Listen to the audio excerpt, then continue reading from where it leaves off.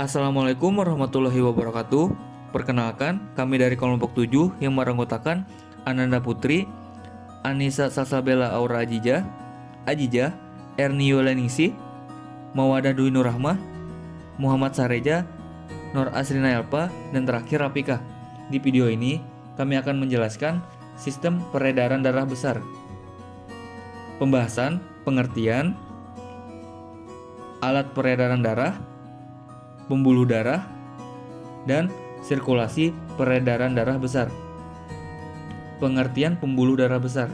Sistem peredaran darah besar atau peredaran darah sistemik dimulai ketika bilik kiri jantung memompa darah yang mengandung oksigen dan nutrisi melalui aorta atau arteri utama ke seluruh tubuh. Siklus peredaran darah dari bilik kiri ke aorta, ke arteri, lalu ke tubuh, lalu ke pena, dan terakhir ke serambi kanan. Kurang lebih seperti gambar berikut. Alat peredaran darah. Darah mampu mengalir di dalam tubuh karena ada mesin pompa. Mesin pemompat itu dinamakan jantung. Jantung adalah organ tubuh manusia yang berongga serta berotot yang berperan dalam sistem peredaran darah manusia yang mengendalikan seluruh kegiatan peredaran darah dengan melibatkan pembuluh darah sebagai salurannya. Organ ini terletak di dalam rongga dada, tepatnya di bawah paru-paru sebelah kiri pada umumnya, dan dilindungi oleh tulang dada atau sternum dan tulang rusuk atau costai. Ukuran jantung lebih kurang sebesar kepalan tangan orang dewasa. Bentuk jantung lebih kurang mirip seperti kepalan tangan orang dewasa yang terbalik. Organ ini merupakan organ utama yang berperan dalam sistem kardiovaskular. Ukuran jantung kira-kira sebesar kepalan tangan orang dewasa atau memiliki panjang 12 cm, lebar 8 cm, dan tebal 6 cm dengan berat sekitar 300 gram. Jantung terdiri dari otot-otot atau muskular, apeks atau puncak, basis atau dasar, atrium kanan dan kiri, serta bilik kanan dan kiri. Hal menarik yang bisa kita ketahui dari organ yang satu ini adalah mampu untuk memompa darah atau berdetak sebanyak 100.000 kali selama sehari. Oleh karena itu, darah yang dipompa olehnya mencapai 2.000 galon darah atau setara dengan 7.571 liter darah segar ke segala sel-sel tubuh. Ciri-ciri jantung. 1. Memompa darah ke seluruh tubuh dan kembali lagi ke jantung melalui pembuluh darah. 2. Terletak pada rongga dada sebelah kiri di antara paru-paru kanan dan paru-paru kiri. 3. Berat jantung sekitar 300 gram dan jika dipegang kira-kira sekepalan tangan orang dewasa. Bagian-bagian jantung. 1. Terdiri dari 4 ruang, serambi kiri, serambi kanan, bilik kiri, bilik kanan. 2. Dinding jantung bagian bilik mempunyai otot yang lebih tebal daripada bagian serambi. 3. Di antara serambi kanan dan bilik kanan terdapat katup tricuspidalis. 4. Di antara serambi kiri dan bilik kiri terdapat katup bicuspidalis. 5. Katup tricuspidalis dan biscupidalis, bagian yang mencegah supaya darah yang masuk ke bilik jantung tidak kembali lagi ke serambi jantung. 6. Bilik kiri jantung untuk memompa darah bersih yang berasal dari paru-paru untuk dialirkan ke seluruh tubuh. 7. Bilik kanan jantung untuk memompa darah kotor dari seluruh tubuh ke paru-paru. 8. Serambi kiri menerima darah bersih dari paru-paru. 9. Serambi kanan menerima darah kotor dari seluruh tubuh. Lapisan pada jantung. 1. Lapisan endokardium terletak pada bagian dalam jantung yang berfungsi melindungi katup jantung dan ruang jantung. 2. Epikardium terletak di bagian paling luar jantung. Hampir semua bagian lapisan ini terbuat dari jaringan ikat. 3. Lapisan miokardium. Lapisan ini berada di bagian tengah jantung.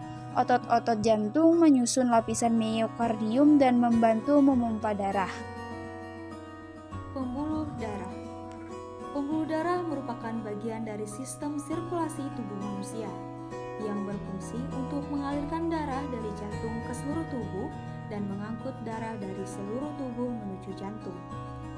Pembuluh darah terbagi menjadi dua, yaitu pembuluh darah nadi atau sering disebut arteri dan pembuluh darah balik atau sering disebut dengan vena. Masing-masing pembuluh memiliki cabang yang disebut kapiler. Mari kita bahas masing-masing pembuluh darah.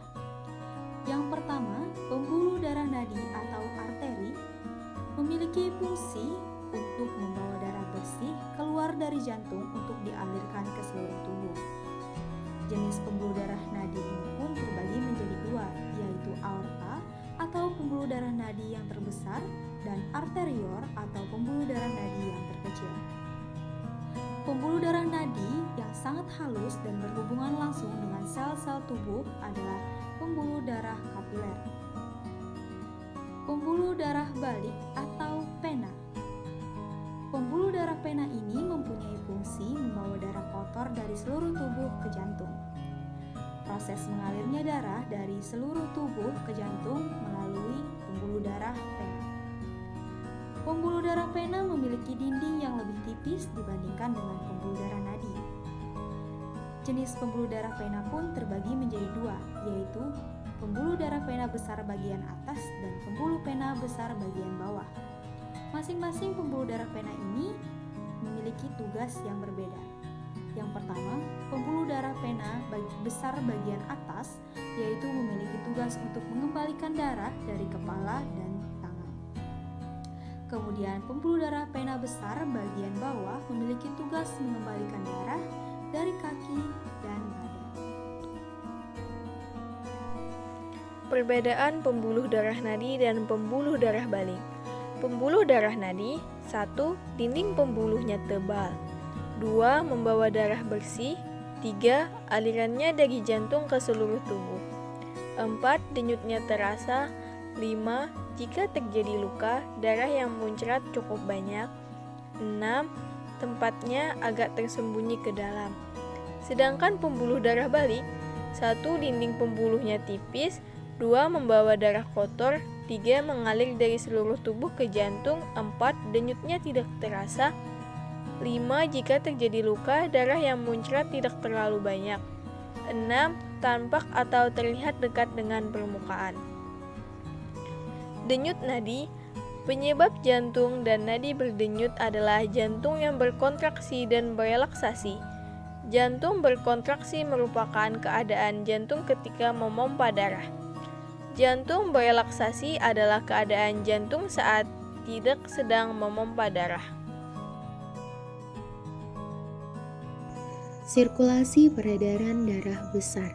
Sirkulasi peredaran darah besar adalah sirkulasi peredaran darah yang mengalir dari jantung ke seluruh tubuh dan kembali lagi ke jantung. Proses sirkulasi peredaran darah besar berawal dari jantung bilik kiri yang memompa darah lalu mengalirkan darah bersih ke seluruh tubuh dan kembali lagi ke jantung serambi kanan. Darah yang dipompa dari jantung dan dialirkan ke seluruh tubuh merupakan darah yang mengandung oksigen dan nutrisi, dan darah yang dipompa merupakan darah yang bersih. Sementara itu, darah yang berasal dari seluruh tubuh yang kembali lagi ke jantung merupakan darah yang kotor karena membawa zat sisa metabolisme tubuh dan karbon dioksida. Ketika ventrikel kiri berkontraksi, darah akan dipompa menuju aorta darah yang kaya akan oksigen. Kemudian akan dialirkan menuju bagian tubuh lainnya kecuali paru-paru.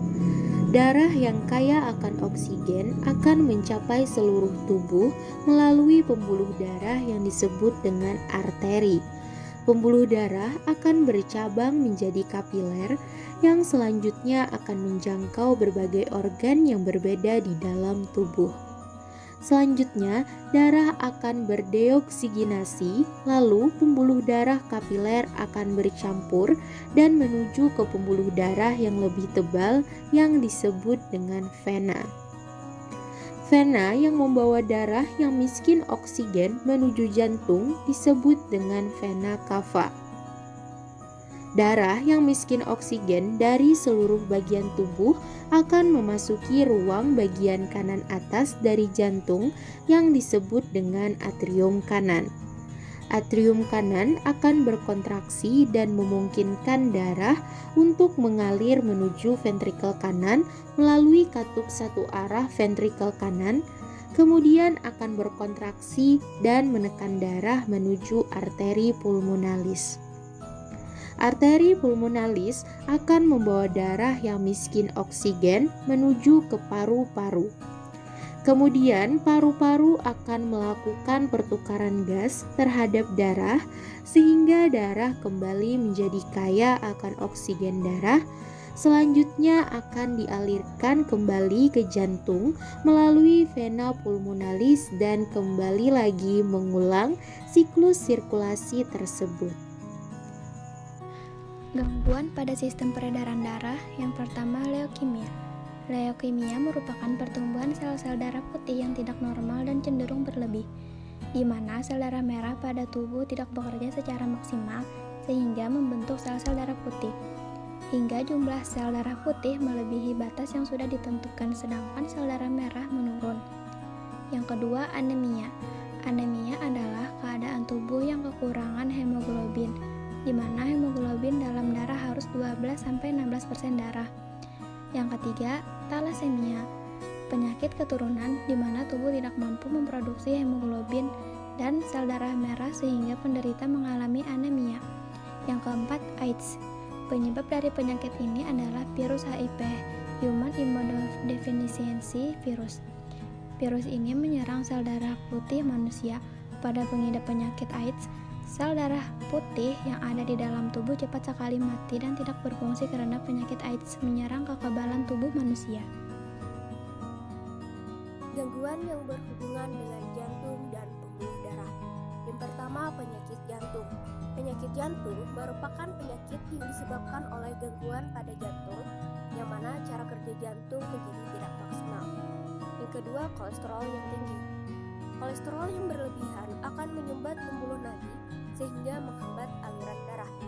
Yang ketiga, paresis.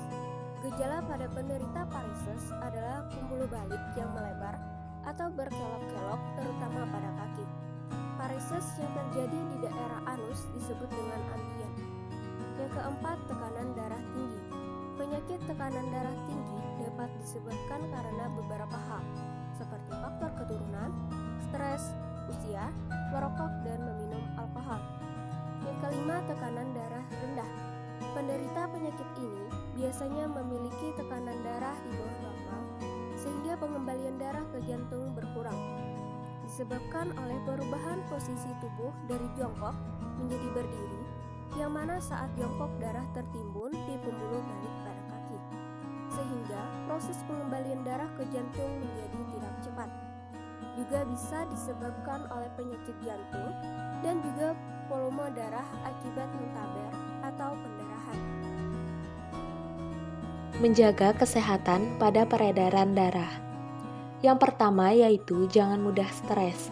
Ketika stres, pembuluh darah akan menyempit sehingga darah yang mengalir pada tubuh akan terhambat. Kedua yaitu berolahraga yang rutin. Menjaga kualitas oksigen adalah bagian dari menjaga kualitas peredaran darah. Oksigen merupakan zat yang dapat melancarkan peredaran darah. Maka, oksigen yang cukup dapat membantu pembuluh darah mengalirkan darah ke seluruh tubuh. Ketiga yaitu menjaga berat badan. Menjaga berat badan agar kita tidak memiliki berat badan yang berlebih atau obesitas, karena obesitas dapat menghambat peredaran darah pada tubuh. Keempat, makan makanan yang sehat. Makan makanan yang sehat dapat melancarkan peredaran darah sehingga dapat mengurangi terjadinya penyumbatan darah pada tubuh. Dan yang kelima, tidak merokok. Rokok merupakan salah satu sumber penyumbatan peredaran darah karena rokok mempunyai kandungan zat yang sangat berbahaya bagi tubuh. Sekian dari video kami. Mohon maaf jika ada kesalahan dalam penyampaian materi.